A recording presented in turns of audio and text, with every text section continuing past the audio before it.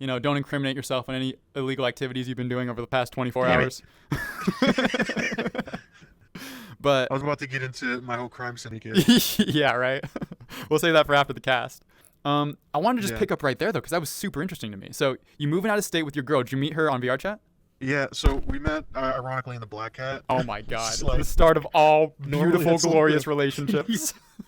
right? Usually that's like a red flag if you meet somebody in a Black Hat, but it ended up working out pretty well. It was very rough in the beginning because she's very much in the mindset where it's like, if it's not in person, I don't want it. Oh. So in the beginning, she was very adamant that like, hey, we should meet soon, just so like before we made it official, you know. And we ended up not doing that. We made it official before we met, and thankfully when we met, things just got even better from there. So like, what was the love story like? Like, what was the first meeting like? What was your first date? Like, give me a story. So it was a situationship in the beginning. Oh boy. I was a mute at the time. This was before I started TikTok or anything like that. And I wanted to be a silly Halo man at the time. I think, yeah, I was a Spartan still. And I would just go around Black Cats blasting music in front of mirrors and stuff like that, just start dancing, and I felt like being a mute would let me be myself, because at the time I had really bad social anxiety. I still do, but it's not as bad. And so one day she joined with her friend, and she saw me just kind of being silly in front of a mirror, and she then, like, every day after that, she just would join off of me and join off of me and join off of me, and it was really weird, excuse me, because she was the only one who would join off of me. People back then would never join off of me, but she would. And basically, long story short, she started to fall for me, and then I started to fall for her. And yeah, again, that's long story short, because it was kind of strange in the beginning. All right. So you telling me that this girl wasn't all about online dating? She wants it to be IRL. How did that flip? Yeah. So it actually it's still the same way.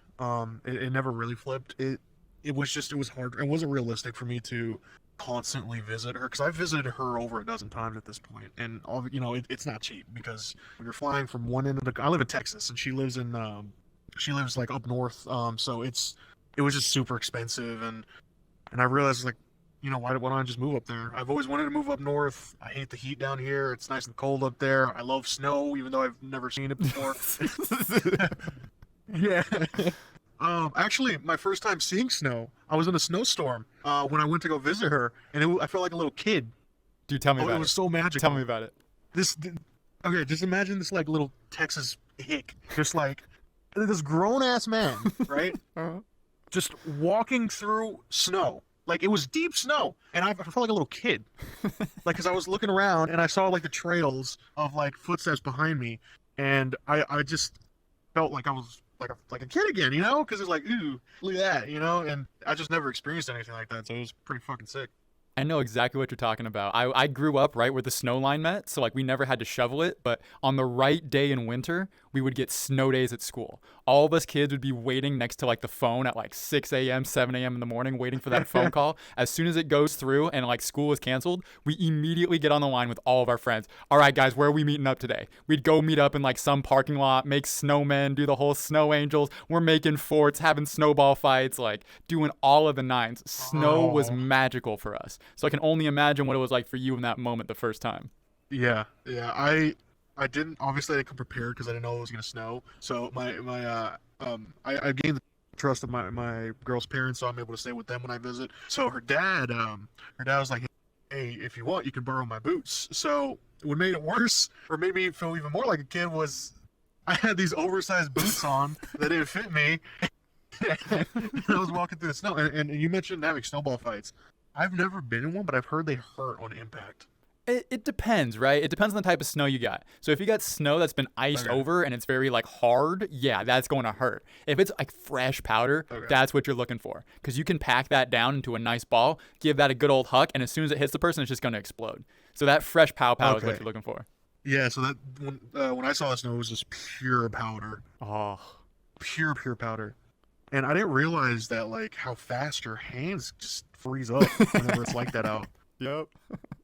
And my hands, I was like, oh my god, like, I needed to put my hands inside my pants because it was just so. I felt like my fingers were gonna come off. It sounds like you had like no snowproof anything Was, either. No pants, no shirt. no, no, not at all. Like I also didn't realize. I should have realized this because it's common sense. But like how wet your clothes get from the snow. Yep. So like I my pants were drenched like over here all around here because I was ankle deep in snow and then just walking up I didn't realize also that how like crazy like the pavement gets because it gets so icy yeah. and stuff like that, so you're just slipping around, and it's something I have to get used to because I'm a tall guy, you know, so it's like if I fall I'm gonna end up hurting myself. So Dude, I'm glad you got to that's something I experience get that. used So to. you've gone up and seen your girl. Like, I hear you guys are long distance. How have you tried to bridge that gap?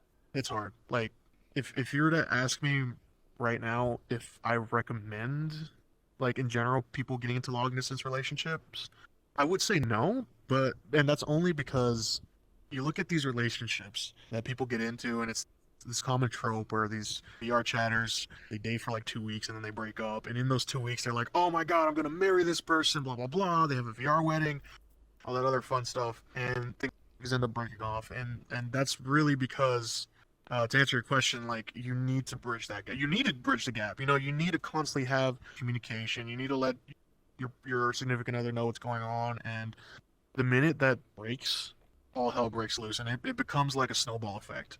I'm not saying like this is like for sure is gonna happen, but like it leads to things going awry. It leads to like people doing things that they shouldn't, talking to people that they shouldn't be talking to. You know what I mean?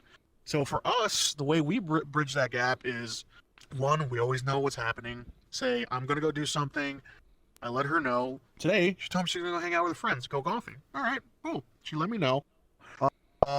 Yesterday, she met a. Okay, well, I'll be honest with you here. I'm a pretty possessive guy, but we've communicated about it, and I've learned to like, you know, talk to her about it. And so yesterday at work, she met a female coworker, excuse me, a male coworker, and the thing she's told me is that, yeah, you know, hey, anytime somebody comes and talks to me, I'll let you know. But the first thing I'll tell them, especially if they're a male, is like, hey, just so that's out of the way, you know, I have a boyfriend, and you know, just so it's out of the way. And a lot of the times, what she comes back and tells me that they say, they're like, oh, dude, thanks for telling me, you know, straight off the bat, because some people don't do that. I know I'm yapping a lot, but basically the main thing is communication. That's how we bridge a gap. That's how we get through what we've gotten through, because we've been long distance for 2 years. Oh my god. 2 years too long. Wow. Yeah. So I heard a couple things there. One, first and foremost, communicate. Like, it's so I people don't understand that communication is going to be 70% of the issues you face in a relationship. And what you're going to be doing the entire time is learning how to communicate more effectively with your partner. So first and foremost, I'm glad you put that there. But another thing I picked out that you were saying was you're open and vulnerable about your weaknesses. Like, you just had the audacity to say, like, you know, I struggle with being a little possessive. And, you know, we're all going to have our faults. We're all going to have our failures going into a relationship. But being able to be honest about it and opening up those conversations with your partner is what's going to make or break you guys long term. And it sounds as though that's only made you guys more resilient. Yeah, it really has. And we've constantly told each other, hey, whatever's bugging you and whatever is getting under your skin, you let me know, and vice versa. That way, hey, there's no hidden like things going on. You're able to talk about it. Boom, good to go. Move on to the next thing. You know. So here's a question: have you and your girl created any type of like specific vocabulary? So like whenever you need to say something very specific, you guys both have a word that you guys know to use. No, we haven't. We should. We should. To be honest with you, this is something me and her actually do struggle with. We are horrible at communicating. I'm bad at communicating. She's bad at communicating. And sometimes we clash. We clash. We do. I love her to death, but I want to throw her sometimes. And she feels the same way. We always joke and say, well, I always joke. I don't think she particularly likes it, but I always joke and say that I'd kill her before I'd divorce her. You know what I mean? Yep. I'm not. That's a joke. But yeah, we're horrible at communicating, and we've been working on it. She's a Taurus, so she's very angry. And we bump heads a lot, but we love each other. Yeah, one thing you really got to find out there is a partner who can match you. So, like me and my girl, we do not like conflict. Conflict, we want to do everything we can to keep us from getting there. So, if we ever get to a point where like things are about to blow up, we separate ourselves, take some time, we get our thoughts out on paper so we're not acting out in emotion and instead can actually address the issue at hand. Now, that's not going to work for Keep everybody. talking. I'm writing this down. Yeah. That's not going to work for everybody because some people are more acquainted with like conflict and whatnot. And what's more important is finding a partner who can dance that dance with you and still be by your side at the end of the day versus somebody who's just going to avoid conflict all in all. So like, how would you say that matches between you and your girl? So with us, as of recently, because before this wasn't there, the quote unquote dance we do is we both recognize that we're getting a little heated, and we both acknowledge it, and then we're like, okay, let's start over. Where did this start? Where did it go awry? Let's continue on the beaten path. That's what we do. Because, yeah, without that, it just, like I said, it just goes back to bumping heads and yeah. But lately, we've been doing really, really good at just, hey, whoa, all right? We're getting a little heated. Let's just relax. Let's talk about this, and let's do what Theo and his girl does, which is the right way to go about it.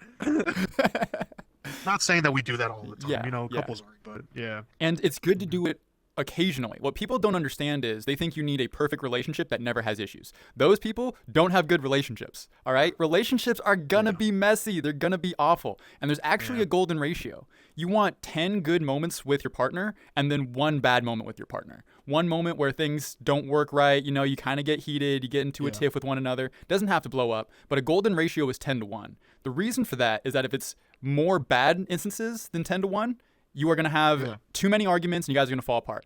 If you don't have enough problems in your relationship, one or both parties are going to get bored and they're going to become uninterested. Like, this is documented in science. You need a healthy amount of chaos just to make sure the relationship stays healthy. Yeah, I completely agree with that. I'll just open up here when I say this. For us, it's been a lot of negative, and that's because we haven't been able to see each other in so long. And the reason why is because, hey, it'd be a waste of money for me to go see you right now if I'm moving up there. I need to save as much as I can right now. That way, when I'm up there, I'm living comfortably. Mm-hmm. You know what I mean? So recently, it's been hard because it's just we haven't seen each other so long, and it's hard. Long distance isn't for us. We don't like long distance, but we do it because we have to, and we love each other, and that's what's holding the relationship together. That pure, like, I know I'm being kind of sappy right now, but that pure love. You know what I mean? Yeah. What does she do for you? When was the moment that you realized you were in love with this girl? I guess it was whenever she would just go out of her way to talk to me. You know what I mean? Like, she, at the time where I had friends, I had a bunch of friends. Well, I had a bunch of acquaintances, right? At the time I thought they were friends. She came along, she would solo me out. She would solo me out, she'd come visit me, she would talk to me, she'd go out of her way to text me. That, it just kind of was like, this one's different. Not everybody else isn't doing this, but she is. So it piqued my interest a little bit, and then it turned into feelings, Well, what about you? Like, what was that moment whenever you realized your girl was the one? So it's hard to say one moment, obviously, and it's been a lot of moments throughout time, but there was one moment early that I always go back to, right?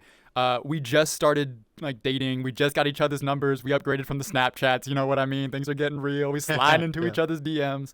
And at that moment, you are trying to put on the best version of yourself. You're trying to be 1,000% who you are, Mr. Charismatic, hit him up with the Riz, whole 9 yards. That's what you're trying to be. And while I'm like fronting and I'm like putting on this face to woo this girl over text message, she goes, hey, I want you to know this. Here are my weaknesses and here are the things I struggle with. Like, bang, bang, bang, bang. If you're going to be in a relationship with me, you need to know that these are the areas that I need help navigating. And like, it took me aback so much because here I was posturing, pretending to be something greater than I actually was. And yet in this moment, she chose to be brutally honest with me. And it showed me that through thick and thin, when the chips are down, no matter what waves are coming, this girl is going to tell me the truth. And that security that I have in knowing that was one of the moments, if not the biggest moment of our relationship, because it gave me so much confidence that this girl is going to have my back no matter what. Whatever she's thinking, she is going to tell me. She's not going to front. She's not going to lie. And I need to see where this relationship goes. So if I could point to any one moment, it's probably that one right there. That took me aback too. Like, that was like, whoa, that's a green flag. Just putting it all out there. It's like, hey, if you want to get with me, this is what you're gonna deal with. Not deal with, but that's huh. That kind of opens my eyes to a lot of things actually. Yeah. Did you want to talk around Huh. that? I don't know. It's I guess it there's really no honesty anymore with people. It a lot of the times you have to. I don't know. I don't want to say anything until like I think about it, and I fully or like I fully know what I'm gonna say because Fair. sometimes I go on a tangent and then it's like at the end of the day I don't even mean it. Fair. And But that's okay, man. It's totally all right to just explore ideas. You can say things that you don't believe yet. You're yeah, just like grappling with the idea. I understand where you're at. I think you're right in the sense yeah, that there isn't enough truth going around. And whenever I hear people start relationships in yeah, VRChat, particularly in black cats of all places, my first thought is the person you're meeting isn't who they say they are, right? They're hiding behind yeah, pixels. They're in a virtual game that if things go south socially, they could just start a new account and start a new life with a different group of people. And like you don't know who you're like entangling yourself with. So in many ways you're playing with fire when you're yeah. doing that, and whenever it works out and you find someone who's genuine and y'all gonna be moving in together soon, like that's a crazy success story and you got to feel really proud of that. I do, and what you said kind of I related to it a lot because I was that person that wasn't the same behind the scenes. Like that's the whole reason why I was this mute Spartan, where I could be who I wasn't in VR. Like in real life, I don't I don't go out dancing or just I don't really talk to people all that often. I go to work, I come home, I play video games. That's it. I've been a recluse for a while, right? And in VR, I can go up to a group of people as a mute. This is back in the day. I can go up to a group of people and just start dancing with them. You know what I mean? They hear music playing and it's some silly Spartan dancing around. They start dancing around too. And that wasn't who I was in person, not by a long shot, you know. But at the same time, you have the other instances where it's in a more negative light, where people aren't saying who they are because they're hiding something. Hmm. You know what I mean? And those are the ones you need to be careful about. And what VRChat You need to keep a watch eyes for those. does is it makes it so hard to delineate between that. You know, when you see somebody in person, you get a lot more information about who they are than when they're just sitting there behind the pixels. So it makes that very complicated. Yeah. But one thing you said there, I think resonates with a lot of people, and that was coming onto VRChat allowed you to express yourself in ways you couldn't IRL. And I think there are so many people who Yeah. play this game and adapt and grow and become different and perhaps even better people because they're able to express themselves in a very similar way. Yeah, VRChat. I'm pretty sure I can speak for both of us, but VRChat has changed my life. You know, it changed the way I speak to people in person, and it's changed the way I view things, and it's made me also very cautious about people at the same time. And this all applies to like real life too. I don't know if that applies to you also. It does, and I kind of want to take this angle with you, Ashfeld. Like, you are one of the most popular people in the TikTok VR chat space. Like, people know who you are. There's recognition on that. Like, what has your journey been like going from mute, going around random black cats, to, you know, front and center of whatever this metaverse experiment is? Well, when you say journey, I I look back on it and it all stemmed from one thing, and that's just wanting to make stupid videos that I can look back at and I can kind of get a chuckle at, you know. I've always liked making videos. Like back in the day, don't go looking for it. Back in the day, I made YouTube videos, and I would just post with my friends. I never cared if they blew up. It's like, hey, look at this silly video I posted, and that kind of transferred over to TikTok, where I would just post for myself because I was like, oh, that looks cool. You know, there aren't at the time there weren't a lot of Spartan creators on the platform, so I was like, all right, hey, let's start making content with a black and gold Spartan and see where it goes. And about 49,000 followers later, or excuse me, 46,000 followers later, we are. Let's go. And I don't know, man. When I think about it, it's kind of crazy, and you don't truly look at that number, and you forget to remember that those are individual people, and it's kind of scary, you know. It puts pressure on somebody, on people. For example, I had this one person reach out to me. I want to segue into something if you don't mind, By all but means. I recently had somebody hit me up because they're growing in numbers, and I guess they're wanting to like portray themselves as being a nice creator and being kind. And they had an instance where they had a follower that was constantly messaging them, hammering them, and just being kind of weird. And they were asking for advice because they're like, hey, I don't know what to do. I don't want to be mean to the person because they follow me, and I don't want them to like go around saying I'm a horrible person. And they quoted they don't want it to be a situation where it's a don't meet your hero type deal. Hmm. And it sucks because as content creators, some people feel like that. You know, they feel like they have to put on this act where they have to be perfect basically, and they can't make any mistakes. And if they do, they're going to be viewed in a negative light, and there's going to be people out there who might not like them. And what I ended up telling them is like, look, what would you do to this person if you weren't a content creator? And then you know what they replied back with? Hmm. They said, it's really that easy, ain't it? And I was like, yep. Hmm. If somebody was pestering you, if you weren't a content creator, you would block them. You're still that same person, so block them. If they don't like you, who gives a shit? You know what I mean? But that's not saying treat your followers like shit. That's just saying keep to your morals. Don't change who you are because of this following.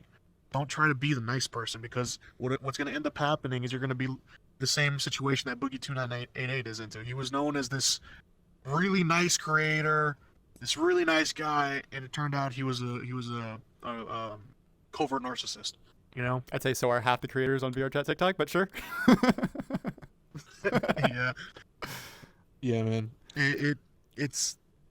But jokes aside, learned I wanted to that. ask you this. Yeah, Yeah, go ahead, I'm sorry. before we get to it, I feel like there's this calling to perfection from anyone in the VRChat TikTok space spotlight, right? Like if you're a content creator, you need to Yeah. be perfect, because if you make one mistake, if you make a single mistake, then you are going to be raked through the coals, thrown into the drama, gone through the machine, and by the end of it, your name's going to be tarnished. Like, what are your thoughts on that?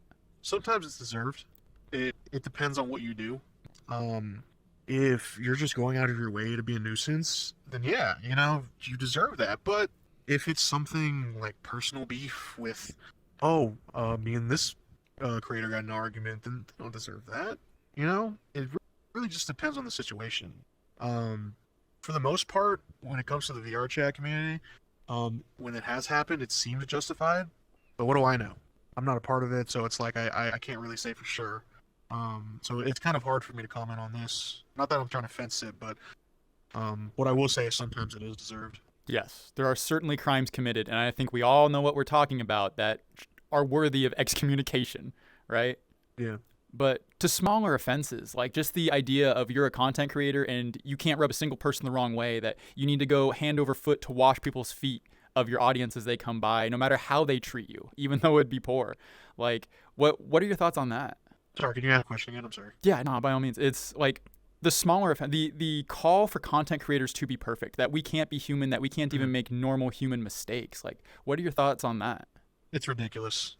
It shouldn't be the case, and I know of a couple creators who quit making videos because of that pressure to be perfect and to not make any mistakes, and it's gonna happen. We're human. We're not any different. I'm not any different from somebody who's never done a video before.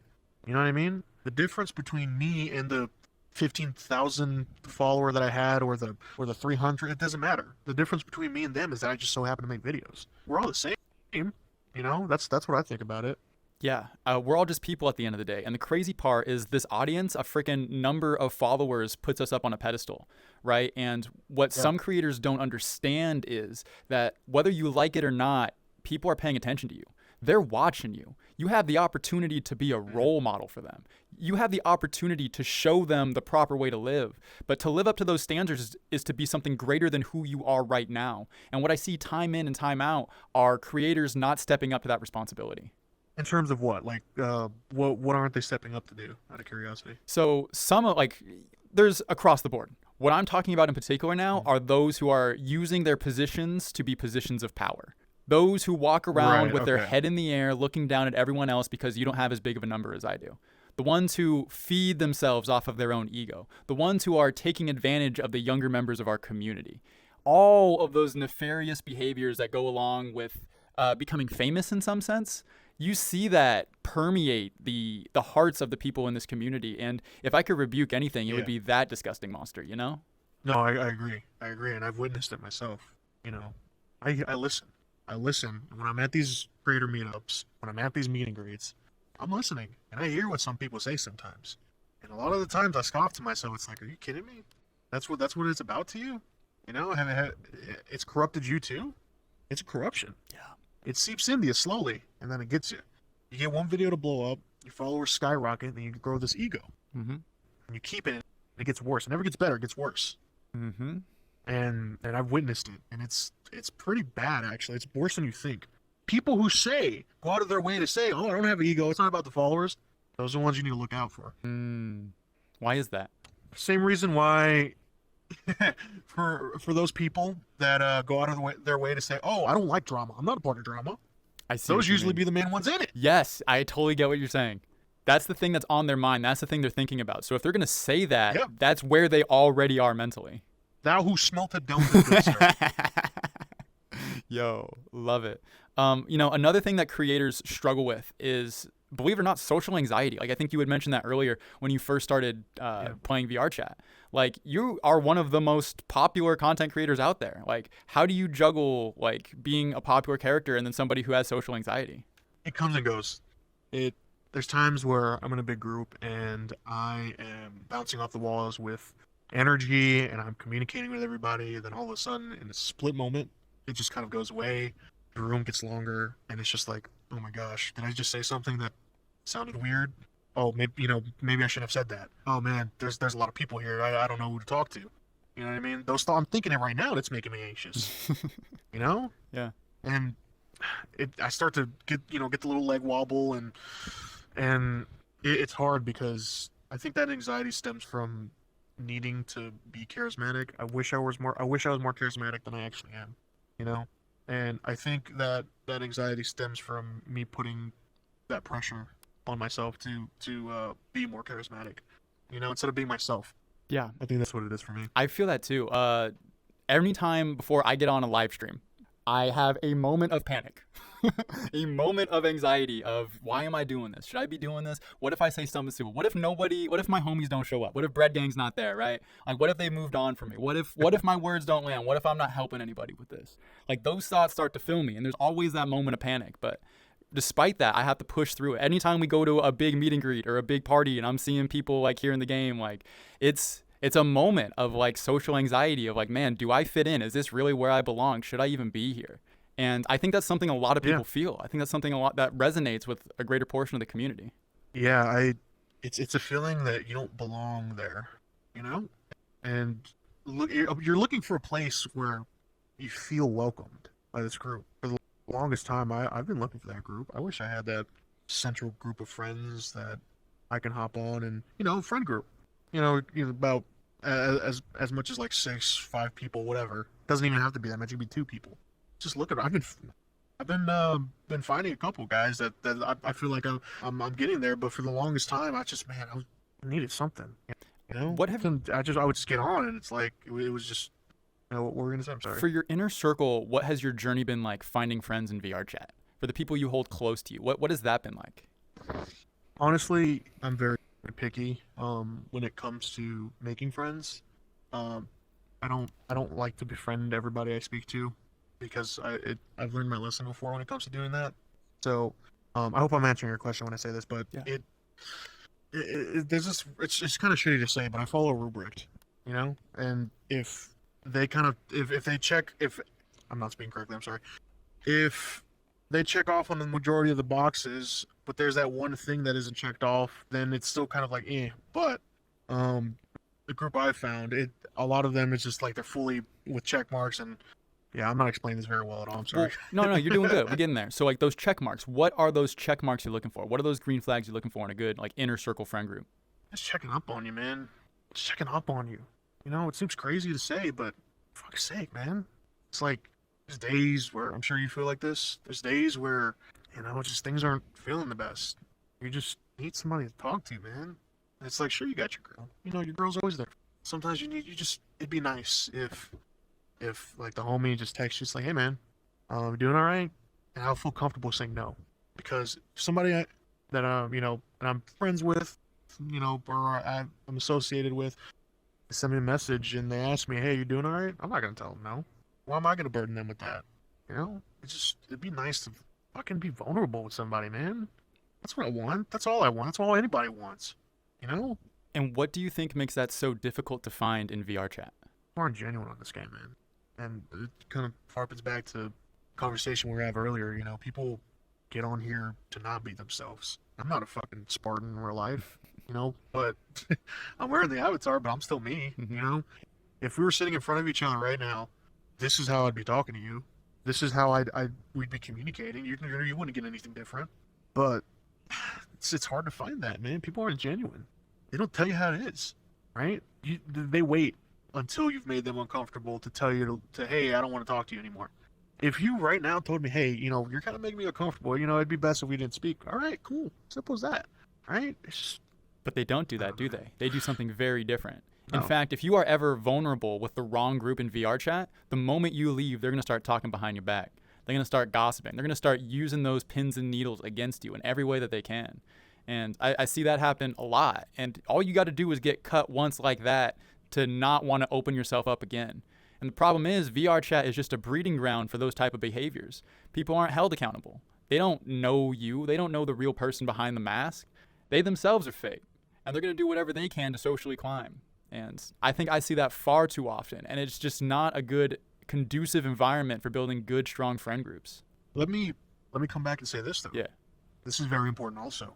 There are people who just go out. This is a common term. We call it trauma dumping. There are people who do go out there. They do a little bit too much. You know what I mean? They go out of their way to tell random people their business. That's not what I'm talking about. That's on a whole nother level. Agreed. I'm talking about exactly what you said. You put it perfectly. Yeah, those trauma dumpers, they're the ones seeking attention, and seeking attention is another dragon people have in this game. There are those people who just want to be seen. You know exactly who I'm talking about. All right. Can I make a hot take? Yeah, here? give it to me. Give it to me.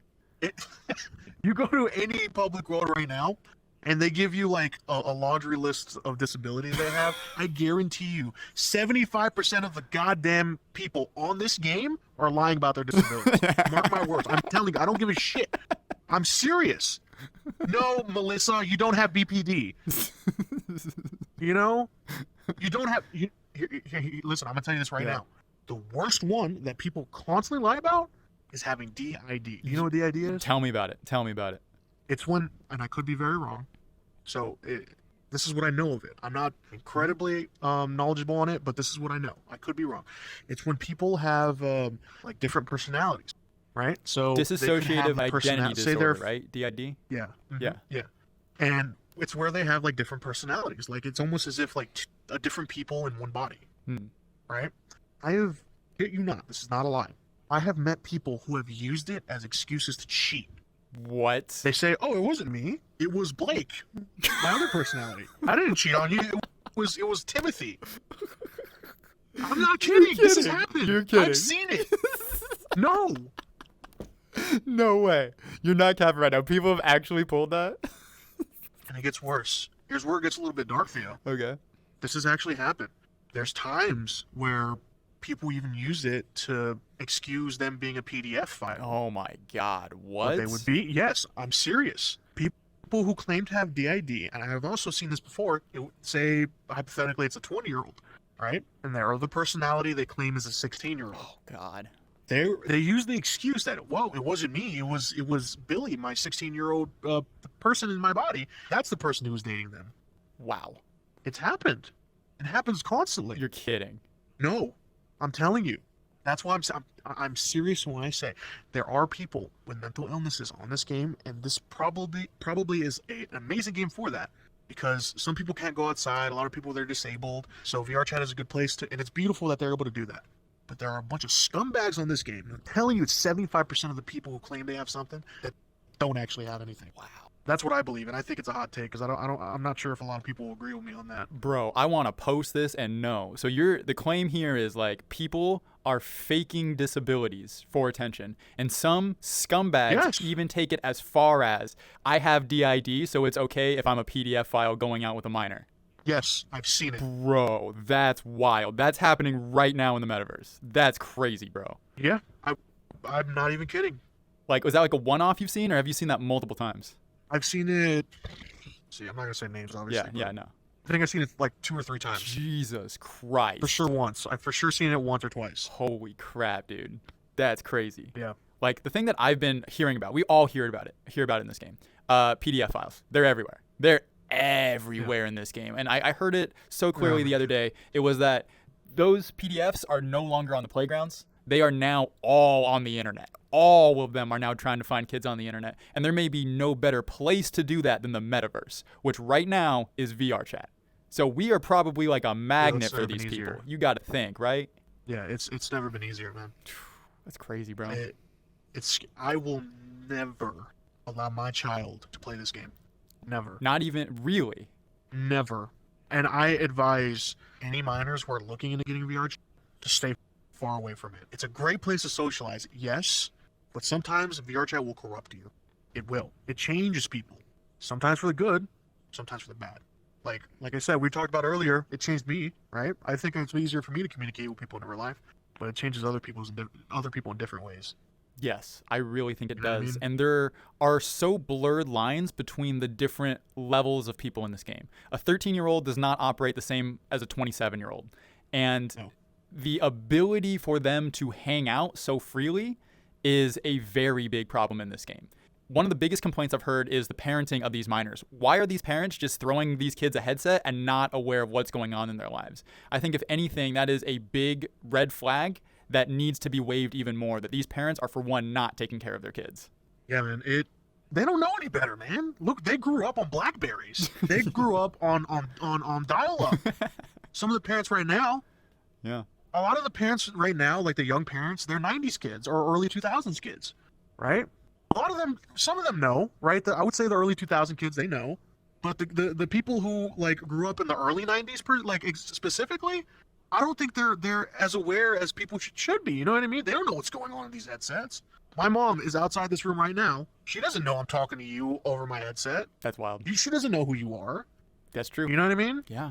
I mean, it's different than how it was in the And- past. You're right, because there were like when Yeah. you would buy a video game for your kid, like you could just check the rating on it. Oh, this is Grand Theft Auto. Yeah. Oh, that's rated M. This is too old for you, kid. Sorry. Like, it's not that easy anymore, right? Because this game is even marketed towards kids, Yeah. isn't it? Exactly. Yep. 13 plus. I believe it's 13 plus. I could be wrong. Do you think that needs to change at all? So people were saying it should be 18 plus. I disagree with that. And here's why I disagree with it. This is a hot take also. Yeah. It's going to lead to more cases of minors lying about their age just to get into this exclusive club of 18 plus, like an 18 plus game. Oh my gosh, that's where the adults are. It's happening in person, not in VR chat, where kids lie about their age. They have fake IDs to get into places where they're not supposed to be. What makes you think they're not going to do that in VR chat? There was no way us as adults are going to stop minors from somehow getting into VR chat. So that's why it's not feasible for like this game to turn 18 plus. It's Right. not a great solution. So- I think you're right. Did you have anything in mind which Yeah. might be a better solution? It's rough. Because recently there was that big thing where, that video that came out and a whole bunch of people were calling for change. And what I would do is I would bump, first of all, the bare minimum is bump up that age requirement, right? And also maybe in some way, like if say there's like some sort of warning or like saying, hey, actually that wouldn't even make any sense either. See now I'm kind of like understanding how difficult this problem is. Yeah. Because it's like, oh, we can do this, but also this would happen. So it's like, in reality, it's hard. It's really up to us as content creators or us as the VRChat community in general to look out for the minors, to look out for the younger people, to make sure that they're not being messed around with who, are PDF files. It's our job to do that because I'm thinking about it now. In reality, it's like that's such a hard thing to moderate. Ash, I am right there with you. This whole situation's blowing up. People are calling for the 18 plus restriction.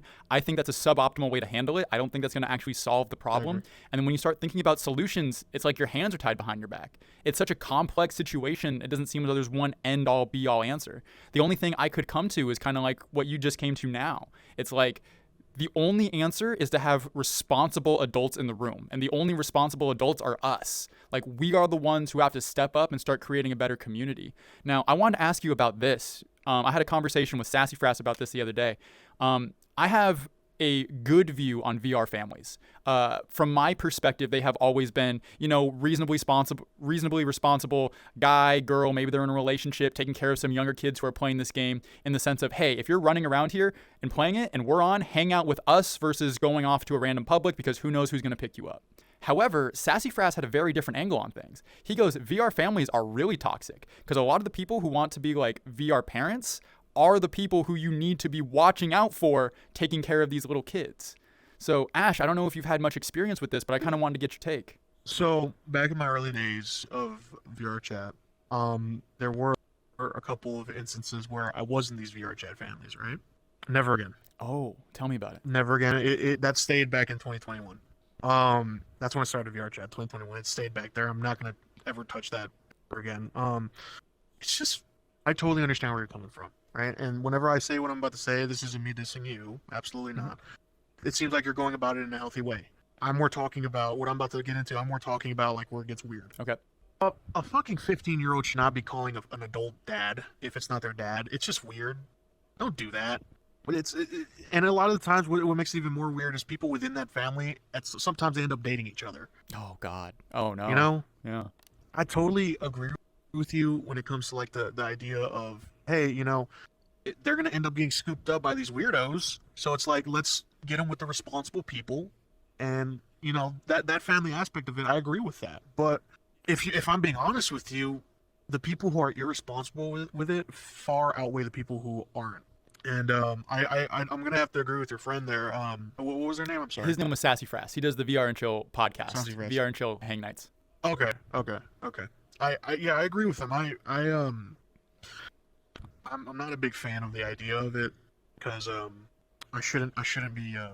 Some people use it as an excuse because like, oh, they don't have a father figure, they don't have this, or it's like you shouldn't be raising another person's kid. You know what I mean?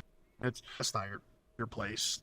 And then again, it gets into like a gray zone where, hey, they don't have any kind of like. It's fine to be somebody's role model. That's perfectly fine, right? But I don't agree with a minor calling an adult dad or or mom or it's that's my opinion on it. Gotcha. And so in that case, you think that's an overreach to use the term mom and dad, which is currently in the vernacular. That's what everyone's calling it. It's adoption here in VRChat. But I guess I want to get to a point on that though. Is there a place for the responsible adults in the room to step up and be, I don't know, the bridge between having these kids play the game versus the adults? Like if we go back to the problem of these PDF files in the game and like what's the solution to it? Like isn't it responsible parties, responsible players stepping up to that plate? Like what's the reconciliation there? So I think as long as people are using their platforms and just in general their voice to protect the minors from these people who are trying to exploit them, that's what we need to be focusing on. You know what I mean? And if that leads to having these healthy families and these VRChat families, then that works. You know, it's just when it gets weird that's when it kind of bugs me, and we need to be open to. I understand adults want to have their space where they can be unhinged and make jokes and that, but we shouldn't. Here's why minors lie about their age and they do all this other stuff, and they do it because they feel like they're being talked down upon, right? They're like, oh, you're not allowed in here because you're a subhuman because you're not the age of 18. That's why they want to do it, because they want to be with the cool people who don't have restrictions. You know what I mean? So I think maybe if we found a way to implement some way to get them involved without mixing them too much with the adults also, then that would help out a lot. But also having those adult-only spaces. I hear it. And right now, we don't have those clear-cut lines. Like, any kid can go into any world, and we know there are some worlds that kids should not be getting into. It's a joke. Yeah, there's... Sorry, do you mind if I go on a rant real quick? Dude, hit me with it. Give me a take. I don't know if I should. No, okay. Fuck it, we're gonna shoot. I don't understand why people put like 18 plus on their TikTok accounts. Like, what is that gonna do? Or the minors gonna look at it and be like, okay, I'll stay away? No. They see that and they beeline towards it because they're curious, right? And they have 18 plus lives, and these content creators, they stream on TikTok, they're half naked, and their excuse to, oh, it's not weird, is because they have 18 plus live on their thing. What? Mm-hmm. Does that make any sense to you, Theo? It does not make any sense to me. Sorry, that reminded me of something. I just wanted to go in a little spiel about that. It's rough because if I were in the shoes of a minor, obviously you remember being a kid. You remember looking at these things that's like, do not touch, but you want to touch it. Oh, you're gonna touch that now? You know, you gonna touch it. You gonna touch that big red button. What were you gonna say? Oh, so in the way you're describing it, I totally get it, because saying 18 plus is only going to make the kids want to press that button more, to try to get into that place they're not supposed to. I've seen that many cases. I've even seen the consequences of it, to where people unaligned themselves because a minor lied. It's all in the TikToks that I've run before, and it gets pretty dark and pretty gruesome. But that being said, like, what is the answer then? Because, you know, these famous TikTokers, they're doing their best to be like, hey, 18 plus, I don't want it. I don't want to be a part of that. I don't want to get in trouble. Like, how should they be behaving if that's not the right way to go about it? You're talking about the people who The people who would put can you down say the last 18 sentence? plus. Yeah, so the people who are putting 18 plus in their bios and their TikToks and all that, who just don't want the noise, who just don't want the smoke. Like, if that's a suboptimal solution, what's a better way for them to do it, to like portray that? not post thirst traps on fucking TikTok. Are you fucking kidding me? Like, oh, listen to me right now. Yeah. People are gonna look back at my old content and say, "Well, you posted thirst traps." Yes, I did, and I deleted them because it's fucking weird. Don't post thirst traps on TikTok when there's kids scrolling through it and seeing it. It's ridiculous. You're out of your mind if you think putting 18 plus in your bio is gonna change anything. If you're so uncomfortable with a minor viewing your content, don't post it on this fucking app. There's places for that. Like Grindr. Yes. Or Foot Finder. Oh, God. Dude, I agree. Oh, man, but The type of content some of these It's creators are just putting that. out there is just straight dirty. It's soft corn. You know what I mean? And it's like, why are we, do you understand the position you're in right now? You're feeding this to minors. Like, that is wholeheartedly irresponsible. here's the thing also, what people don't think about. Whenever somebody comments something, say like user 3657, whatever, comments on your video saying like something suggestive to the video, like they just watch a thirst trap and they comment under it, and creators reply to that comment, how do you know that's not a kid? You don't know.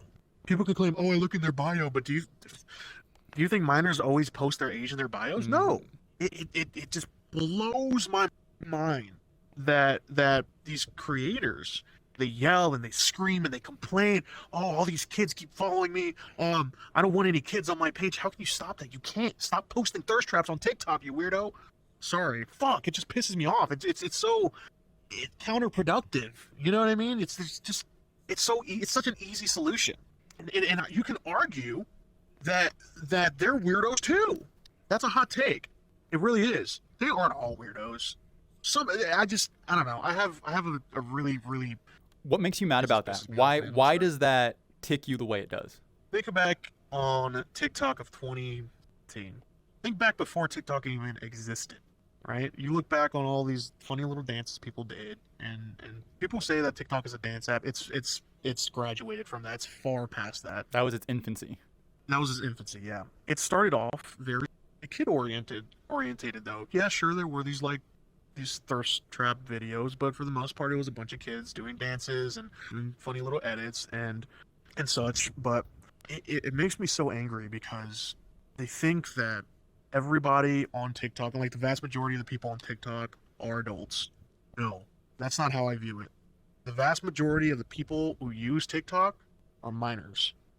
That's the way I like to think about it, right? Because if I post a thirst trap, knowing that a kid is going to see it and like it, and they're going to, that creeps me out. I don't like that thought, And it's like, I guess it just makes me so angry because it seems arrogant to be like, oh, well, I don't fucking know. It just pisses me off, Theo. It just does. I'm not explaining myself well. It just makes me angry, man. Well, it's certainly striking a nerve in you, and I think it strikes a nerve in a lot of people. And if I were to try to explore that within myself, I think it goes down to like the destruction of innocence, right? Like these kids are looking for role models. They're looking for someone to look up to. And when their role models are posting thirst traps, they're going to be like, oh, that's cool. And they're going to want to associate more with that kind of behavior, when in all reality, it's just going to be ruining them at that age. I think I'm going to open up here. Go for it. By all means. I'm comfortable sharing this on a platform, but for the longest time, when I was around in between 16 and or even younger, a little bit over preteen age, I was heavily addicted to corn. I was addicted to it, and it's because of what was being posted on social media. You would scroll through and you would see something, and me as a curious young kid, it interested me, and the internet is saturated with all of these sexual innuendos, and if you click on a sound, there's a bunch of women twerking or a bunch of men showing off their abs and doing thirst traps, and you're right, it ruins innocence, and it ruined my innocence. And it took me years to get over that. It took me years to break away from that addiction. And the reason why I'm saying this is because these thirst traps that people are posting is ruining innocence, like you said, like it did to me back then, right? And I guess maybe that's why I am annoyingly pissed off at the idea of it, because I was heavily affected by it as a child. You know, I was subjected to that kind of content on the internet, and it ruined me. Because stuff like that, having an addiction like that, it takes a toll. It does something to your body, you know? And these people who they justify posting thirst traps by saying, "Oh, my profile says 18 plus," you know, but I'm absolved of my sins. No, you're not. Kids are going to see it anyway, and you're possibly ruining their innocence, like you said. So this was You know what I something mean? you experienced when you were younger. What does it make you feel when you see other content creators posting these thirst traps to these kids now? I don't know, man. It just makes me worried. It makes me worried about how I'm going to allow my kids to, access the internet, and how other, younger folks are gonna, or how their minds are developing, and how it's gonna affect them. Kids shouldn't be exposed to sexual stuff. Not at all, man. And it's just, yeah, like I said earlier, that's probably why I struck a nerve, because maybe it's just I still unknowingly still have that in my brain. What the effects of it truly is.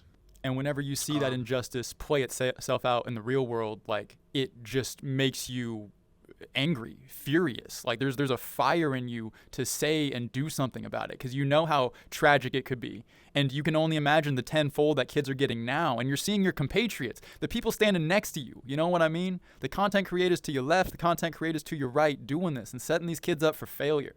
Bro, I get it, man. I get it. I feel that too. I'd like to think, and I want to think this, I want to think that they don't realize what the effect of doing that is. I want to give them that benefit of the doubt, and I will. But telling these people how to run their page or what to post, I'm not trying to do that. And I know it seems very hostile with the way I was saying it earlier, how I feel about it. Just, I guess, if anybody's listening to this right now and they post thirst traps, just think about what I said and really, really take it in, and realize that this may be affecting somebody in ways that you don't realize, you know? And to complicate the matters worse, I feel like these content creators aren't wholeheartedly to blame. I would not put 100% of the blame on them. In a bigger portion of this, you could probably argue that it is TikTok who shares some of the fault here. The TikTok algorithm is currently incentivizing these videos heavily. And it would be to my assumption that the reason they're doing that is to destabilize the path of these kids here in America. TikTok, Chinese company, they do Chinese things. It would wholeheartedly be in their best interest to get our kids interested about thirst trap videos. I keep hearing over and over and over again, the videos that do well in China's TikTok are ones about like engineering and mathematics and like feats of great different things in technology. We don't seem to see that as much. We get gossip and thirst traps over here. And I think a lot of the blame is to be laid at the monstrosity that is these algorithms. It's not any better on Twitter, man. Twitter is you think TikTok's bad?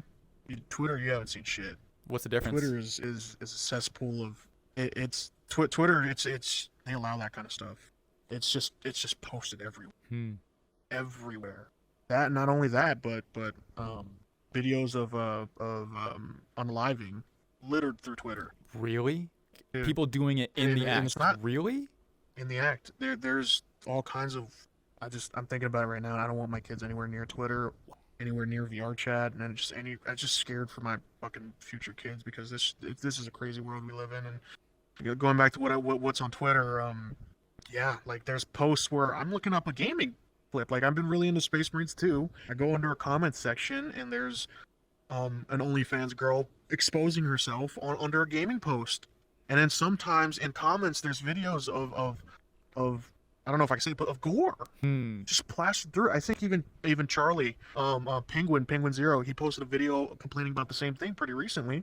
That everywhere you go, it's just shit that's gonna destroy the heads of not only the minors, but you and I, adults. It's pure poison that we're being fed on these apps.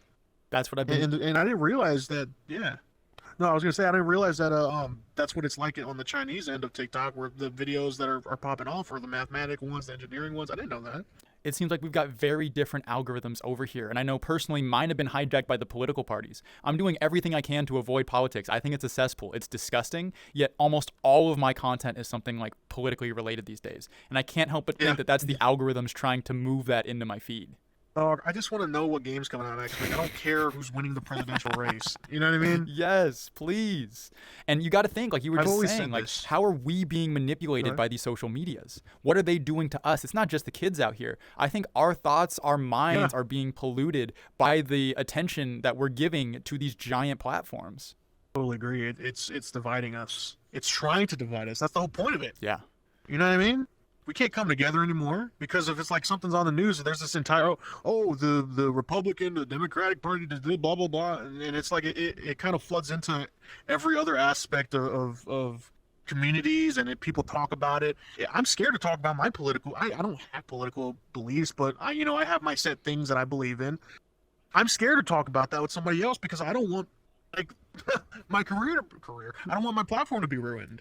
Isn't that crazy? They You are know? silencing your opinions and your speech out of fear of the consequences of saying something. That's wild right there. Yeah, I totally like. I'm up for like the debate. The debate of it. It's nice. It's fun. Yes.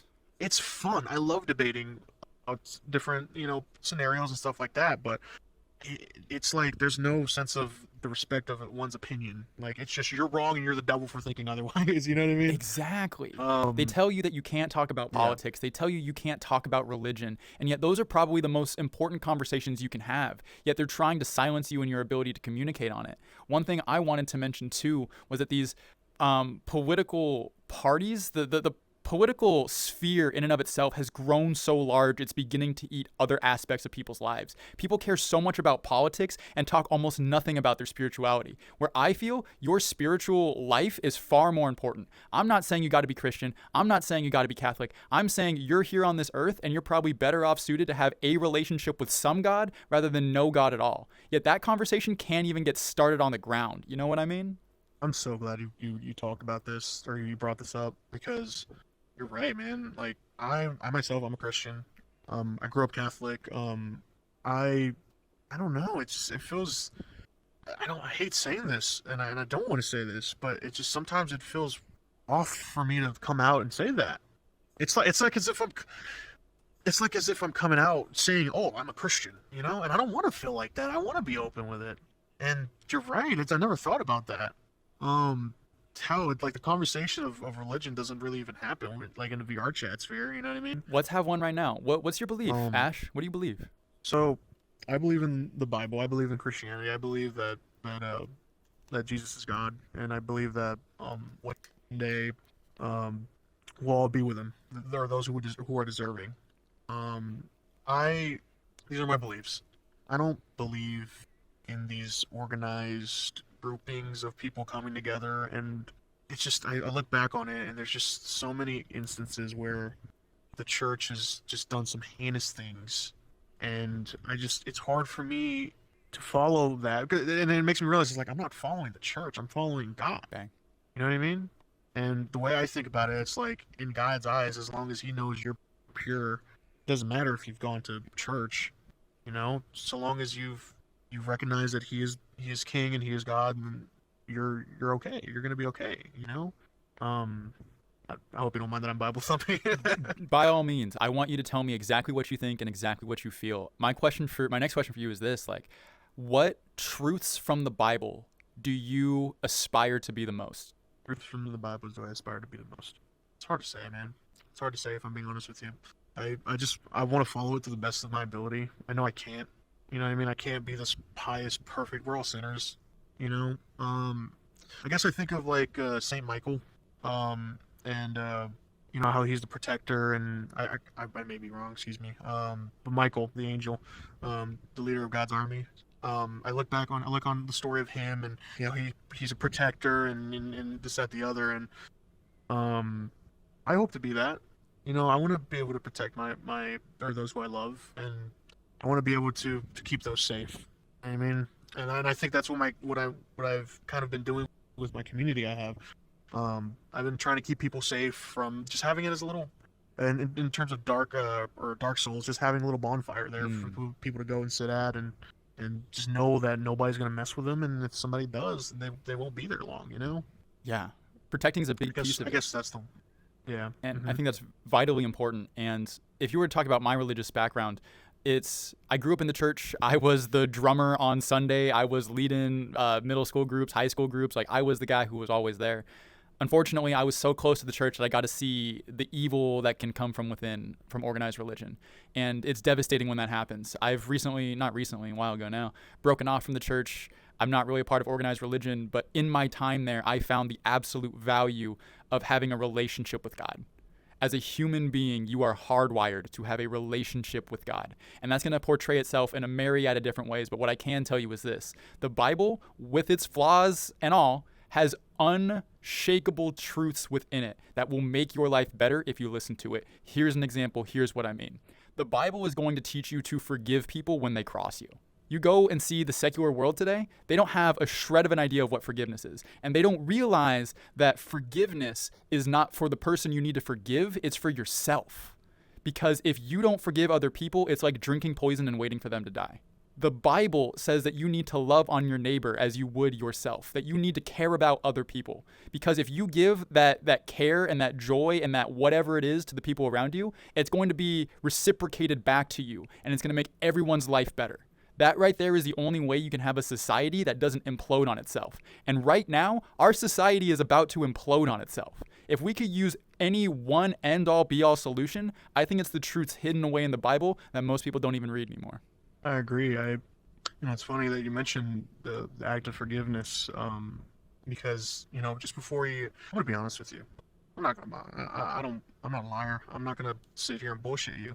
Um, if you don't mind me getting into a topic that I'm not sure you're wanting to get into, Please do. but Please go for it. a while ago there was a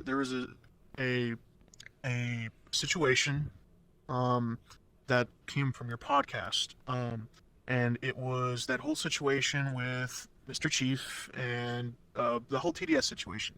I'll be honest with you, and I'll say that at the time I was really upset with what you did and what Mr. Chief did, and I didn't like it. I felt like it I don't feel that way now, but at the time I felt like it went about it the wrong way, and this, that, the other. And for the longest time, I'm not even gonna kid you, for the longest time I held this resentment towards you two. Me and Mr. Chief, like I was rude to the guy, and things ended up being really bad. I never ended up speaking to you, thankfully, because I was very, very angry at the time. But a little bit of time passed, and talking with my girl, and I started to realize I was kind of, we were on topic, and I was trying to explain to her what I was mad about, and she would ask me, it's like, well, what made you angry about it? And I couldn't answer her. And then I started to realize, it's like, well, why am I angry if I can't answer the question? Why am I, like, what am I angry about it? So I started thinking, it's like, shouldn't be that way, you know?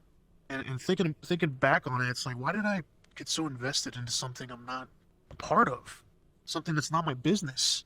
And so I contacted Mr. Chief back, and I messaged him, because I said some choice words to him, and I read back on them, and it broke my heart a little bit, because I was like, I was being evil. And I called him one day, or actually, he had me blocked, and then I got a friend to, I had a friend ask him if he could unblock me so I could apologize, and I called him. I didn't want to text him. Texting means nothing to me. I wanted to call him. I called him, and I was driving home from work, and I said, hey man, and I know I said some really bad things to you. I said some choice words, and I just want to apologize, and I realize now that I don't even know why I was angry, and I don't even know why I took such, like, personal feelings from it, and I apologized to him, and I said, hey, look, I totally understand if you want to, like, still cut contact. I totally understand if you want to keep me blocked. I just wanted to tell you this so I wouldn't be seen as this ugly person, because that's not who I am. I was speaking out of pure emotion, and I felt horrible about it. And he actually, he forgave me. He forgave me, and we talked to this day. And I guess I wanna apologize to you too. Like, I know you didn't know that at the time, and that we never communicated between them. I'm sorry for just being so angry and and feeling this type of way towards you, even though it wasn't my business, you know. And before I got on this podcast, it's so funny that you were talking about, you know, religion and the act of forgiving. Not that I deserve, not that I need you to I need to forgive you. It's the opposite, but I was like, yeah, I need to hop on and talk to Theo because I spoke to Mr. Chief about it. I feel like I need to speak to Theo too, even though he has no idea I felt this way. I don't know if you did or didn't. I'm glad you didn't. But I was like, yeah, it'd be good. It'd be good, so I can tell him what I felt and that I feel bad for it. So you, like, from the bottom of my heart, I'm sorry for being so bitter towards you. So, first and foremost, I just want to say thank you for that. I 100% accept your apology wholeheartedly in every way, shape, and form. Ash, you've just shown me that you are a real kind of guy and a real individual, and like I can trust you wholeheartedly. Like to be able to sit here and pour your heart out like that and ask for forgiveness, especially knowing that this podcast is going public, just means the absolute world to me, and it's a testament to character above anything else. So, I forgive you and I admire you for being so strong in doing that. I had no idea that was there. Let me respond with this now too. Whenever I do something improper, because I am not a perfect human being by any stretch of the imagination, I am first to stand in that line, take accountability for my actions, and say, yeah, I messed up. And in that situation, I 1000% could have handled it better. I had no business putting TDS's name onto any of the content that I put up. And I learned a lot from that, and I've been very vigilant and will be more vigilant moving forward to make sure to keep those kind of names out of those situations. When it comes to talking about Red and everything that happened with him, like, I wish him the absolute best right now. I hope he is well, and I think if anyone's paid their dues for that whole situation, it's him, and I hope he comes out a man unscathed by the burden that life has thrown his way. When it comes to addressing those issues, I think is vitally important. And everything I want to do is to frame those in the best light possible. And even the conversations we had were on some pretty sensitive topics. But ultimately, my goal at the end of the day is to point towards resolution so that we as human beings, our audiences included, can be better people and learn from those examples. And wherever Mr. Chief is now, he ain't talking to me these days, but I extend all of my appreciation towards him. The man who came to me was somebody who was hurt by a very bad situation, and I could easily see it. And whatever he's doing now, I just want to say, like, you know, I hope he can forgive me for the mistakes that I made, and I have no bitter and ill will towards him either. At the end of the day, all I want for all the parties involved is for us to grow from this situation and be better human beings for not only ourselves, but for everyone else watching. And Ash, I think you coming on here and extending that apology and asking for forgiveness is just one piece amongst it. I'm going to be honest with you. You are the first Spartan I've invited back on. I've got a couple on my list. And to reach out to you, there was even some hesitation in me, knowing what happened, knowing that whole situation. You know, are they even accepting of me? What are they saying about me behind closed doors? Is this even something worth asking? Like, or am I just going to get the door from all of them moving forward? And the fact that you would come here and be a part of this just speaks volumes to your character. And I just want to say from the bottom of my heart, thank you. I mean, no problem. I mean, I can answer a couple of those questions if you like. If you want. By all means. If you want me to, excuse me. Yeah. I'm a member of TDS. I'm not terribly active. I go when I can. But nobody, from the times I've gone, nobody is thinking that. Everybody's moved on. And the only reason why this topic's getting brought up is because, like, I just never got the chance to talk to you about it. And I can understand your hesitation to come and invite another Spartan on. And I believe you had I think you actually had Bourbon on, correct? Yes, that was in light of the whole situation to clarify the air. Yeah. And no, I don't think anybody is nothing's going around, nothing's being said. Everybody's just kind of happy now. You know, everything is evened out, and the reason why I wanted to emphasize that, like, I'm only kind of there here and there is that I am still a member. I just don't want to talk I don't want to talk for TDS. Yeah, you speak I'm for not yourself. in that position at all. Yeah, I speak for myself. Excuse me. I have kind of went off, and I'm still part of those groups, and I'm just kind of doing my own thing now. You know, I don't associate too much with any group, but I'm still friendly with a lot of people in the groups I'm in, if that makes sense. But going back to what you were saying, you know how you mentioned that you make mistakes? It's funny because going back to the start of this conversation, I was expecting you to be perfect and to not make any mistakes. God damn it, And Ash. then God I realized, Yeah. At the time, I was expecting you to be. I was expecting you to be a content creator and to be perfect and not to make any mistakes and to say everything and to know all the information and to ask all the right questions He's grilling me. He's and to say grilling the me right right now. thing. No, man. Dude. You're a human being, dog, and I hope there's no like feeling in your heart that's still there about that whole situation. Because listen, brother, I know your heart. Like I haven't spoke to you that often, but I know where you're coming from, and you're just like all the rest of us. You're just trying to look out for the community, and you're just trying to spread the right word. And if I'm sure for those who did feel that way toward you and maybe still do, maybe they should come talk to you one on one. Maybe they should like get to know you and know that, hey, I'm not perfect. I said some things, and even me, I said some things in the past and that I obviously don't agree on. You know what I mean? But it's all about faith, brother. And me personally, I feel horrible. And like I said, I wanted to come and apologize, even though again you had no idea I probably felt that way. Only vague thoughts in the back of my mind and nothing specifically attached to you, but I just want to say, coming on, like, that's exactly what I'm talking about right there. You see that? Do you see that?